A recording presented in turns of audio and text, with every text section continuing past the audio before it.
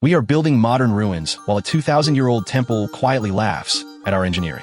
Your city's shiny glass towers are not immortal. Many are designed around service lives measured in decades, not millennia. Meanwhile, the Roman Pantheon still stands with the world's largest ancient unreinforced concrete dome and has been doing the job since Hadrian was in charge. The weird part is this. Modern concrete often fails because of the thing we add to make it strong, steel reinforcement. When water and oxygen reach rebar, the steel rusts. Rust expands. Expanding steel cracks the concrete from the inside out. So the building can look clean on the outside while a tiny chemical disaster is slowly doing push-ups inside the walls. Roman concrete played a different game. Volcanic ash, lime, and stone created a material that did not need a steel skeleton to survive. Researchers found that Roman concrete contains lime clasts, little white chunks once dismissed as bad mixing. But when cracks form and water gets in, those lime chunks can react and help fill the crack.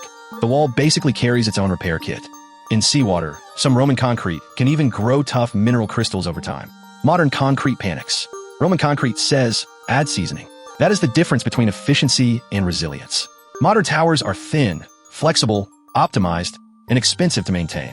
The Pantheon is massive, heavy, passive, and stubborn. It does not need a maintenance contract to remember how gravity works. Skyscrapers also have glass curtain walls, sealants, joints, coatings, elevators, pumps, electronics, and climate systems that all age fast. A modern tower survives because armies of engineers keep replacing its weak parts. The Pantheon survives because its material wants to stay itself. That does not mean Romans were smarter at everything.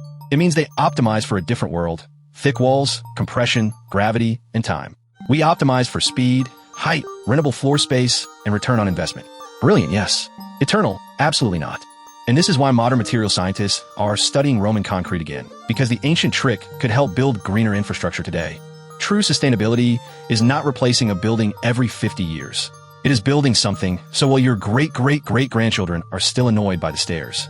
So next time someone says ancient technology was primitive, point at the Pantheon and then point at a leaking car part from 1998.